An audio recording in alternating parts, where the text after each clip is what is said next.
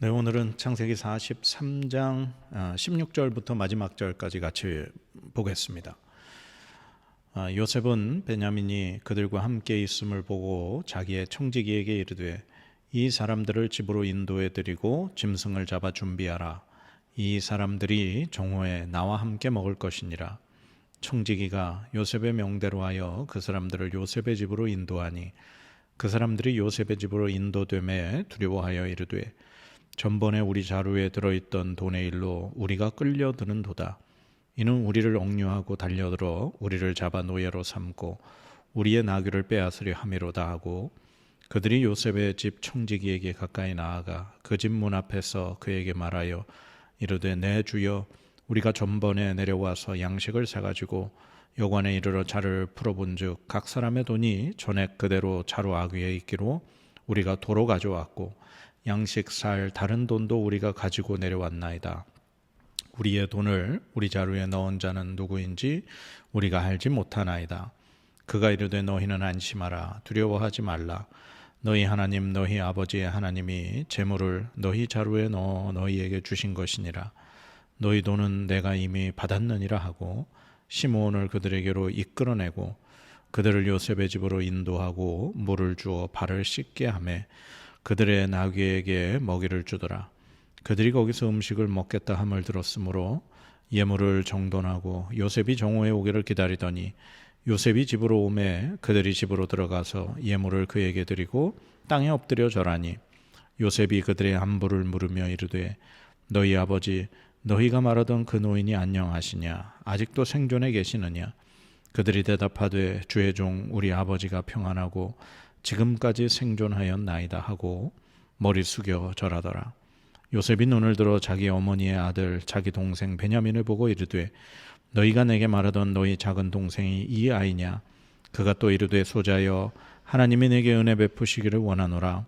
요셉이 아우를 사랑하는 마음이 복받쳐 급히 울 곳을 찾아 안방으로 들어가서 울고 얼굴을 씻고 나와서 그 정을 억제하고 음식을 차리려 하매 그들이 요셉에게 따로 차리고 그 형제들에게 따로 차리고 그와 함께 먹는 애굽 사람들에게도 따로 차리니 애굽 사람은 히브리 사람과 같이 먹으면 부정을 입음이었더라.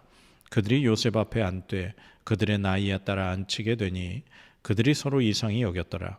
요셉이 자기 음식을 그들에게 주되 베냐민에게는 다른 사람보다 5배나 주매 그들이 마시며 요셉과 함께 즐거워하였더라. 아멘.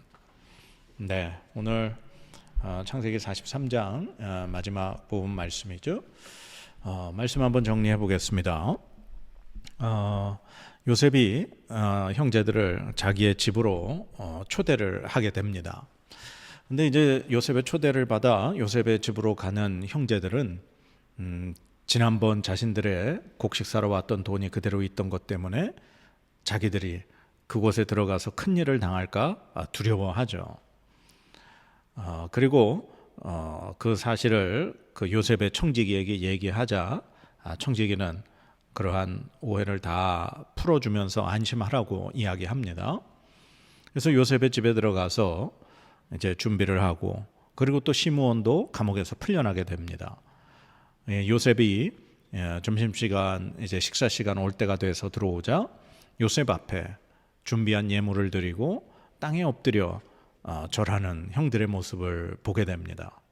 요셉은 가족들의 안부를 묻고 그리고 이제 베냐민을 보게 됩니다. 요셉은 그 베냐민으로 인해서 감정이 복받쳐 올라 눈물을 흘리게 되죠. 그리고 이제 형제들과 함께 즐겁게 음식을 먹으면서 오늘 말씀의 장면이 끝나게 됩니다. 오늘 드디어 이제 베냐민을 만나는 요셉의 모습을 봅니다. 29절에서 30절에 이렇게 돼 있죠. 요셉이 눈을 들어 자기 어머니의 아들 자기 동생 베냐민을 보고 이르되 너희가 내게 말하던 너희 작은 동생이 이 아이냐. 그가 또 이르되 소자여 하나님이 내게 은혜 베푸시기를 원하노라. 요셉이 아우를 사랑하는 마음에 복받쳐 급히 울 곳을 찾아 안방으로 들어가서 울고.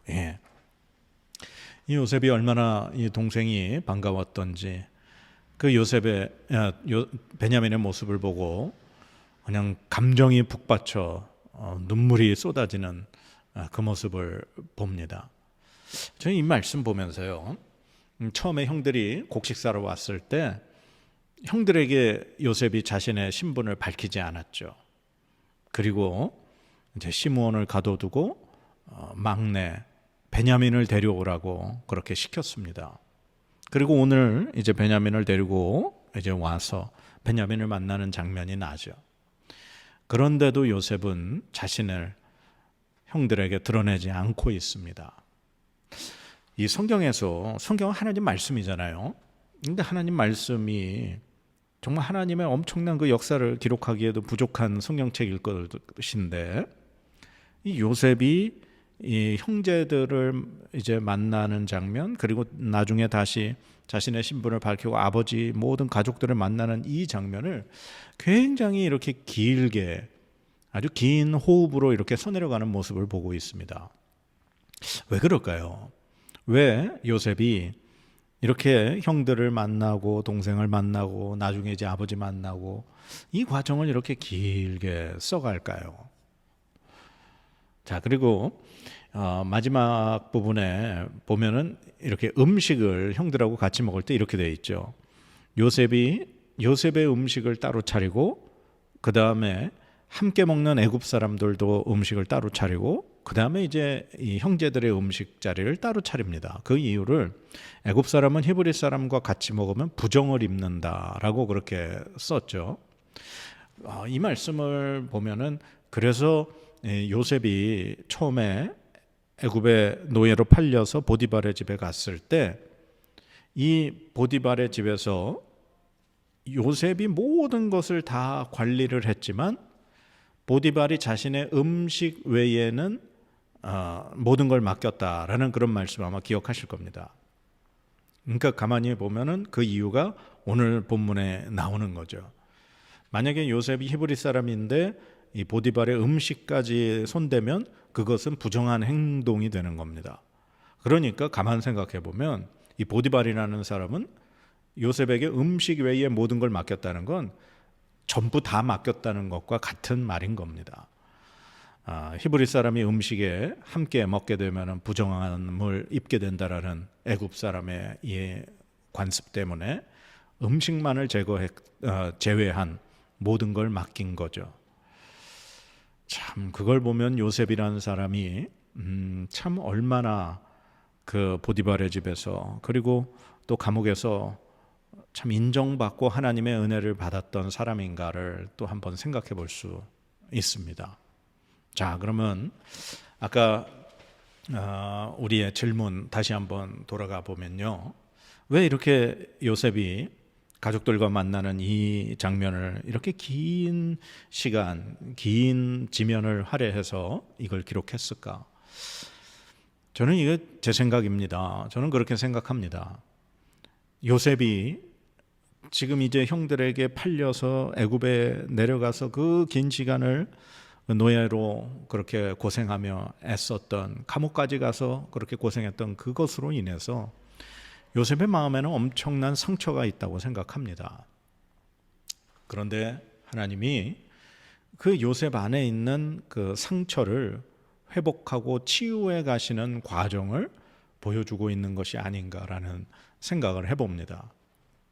그래서 요셉이 처음에 형들이 왔을 때 이제 형들을 정탐꾼으로 몰면서 그 형들이 막 자기들끼리 대화하는 과정 속에서 그 요셉에게 저질렀던 그 행동을, 그런 과거의 일을 후회하면서 대화 나누는 형들의 모습을 보게 하고, 그리고 이제 시므온을 가둬두고 동생 베냐민을 데려오게 하고, 또 이제 베냐민을 만나면서 또 한 번 눈물을 흘리면서 요셉이 치유가 되고, 그리고 이제 뒤에 44장에 또 나오겠지만 45장 이제 베냐민만 자기가 데리고 있으려고 하지만 나중에 이제 또 형들이 요셉 앞에 나와서 막 그렇게 간청하고 눈물 흘리는 모습으로 인해 요셉이 완전히 치유가 되고 회복이 돼서 이제 그제서야 자신의 신분을 드러내는 그 모습을 보게 되는 거죠. 참 이걸 보면서 하나님은 요셉이 겪었던 그 모든 것을 반드시 갚아주신 하나님이구나.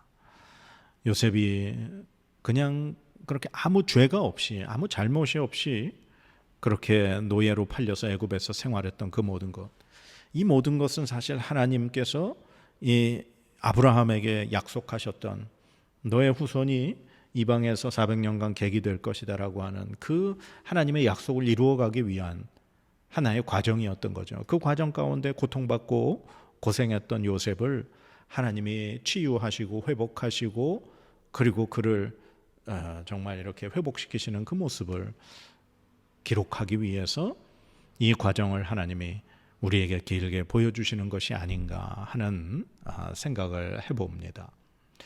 사랑하는 여러분, 우리가 이 세상을 살아가면서 고생하고 정말 고통당하고 우리의 뜻과 상관없이 이렇게 때로는 우리가 피눈물을 흘리게 되는 그런 일들이 많이 있죠. 요셉이 애굽에서 당한 그러한 일들이 우리가 이 땅에서 살아가는 그 일과 별반 다르지 않는 모습이라고 생각합니다. 결국 하나님은 오늘 요셉의 이 모습처럼 우리의 눈에서 눈물을 닦아주시고 우리의 가슴 속에, 우리의 마음 속에 남아있는 상처와 그 모든 고통과 아픔을, 상처를 치유하시는 그런 과정이 분명히 있을 거라고 저는 믿습니다. 하나님은 우리가 고통당한 만큼, 우리가 힘들었던 만큼 우리를 반드시 회복시켜 주실 것입니다. 그리고 결국에 우리가 하나님 나라에 가서 하나님 품에 안길 때 우리는 모든 것이 완벽하게 그때는 치유되고 회복되는 날이 될 거라 믿습니다. 사랑하는 여러분, 혹시 오늘 과정이 힘드시더라도, 오늘 삶이 어려우시더라도, 고통스러우시더라도 하나님의 그 은혜를 생각하고 사모하며 이겨내시기 바랍니다. 반드시 하나님은 언젠가 여러분의 그 모든 상처를 치유해 주시고 회복해 주실 것입니다. 이 믿음으로 하나님을 신뢰하며 하나님과 함께 살아가실 수 있는 여러분의 삶이 되기를 간절히 소망합니다. 기도하겠습니다. 하나님 감사합니다. 치유하시고 회복하시는 하나님을 믿습니다. 우리의 삶이 지금 이 땅에서 힘들고 고통스럽고 어렵다 할지라도 하나님은 반드시 우리를 회복시키시고 싸매어 주실 줄 믿습니다. 우리가 그 믿음 잃지 않고 그 믿음 가지고 하나님과 함께 살아갈 수 있는 오늘 우리의 삶이 되게 인도하여 주시옵소서. 감사드리며 예수님의 이름으로 기도드립니다. 아멘.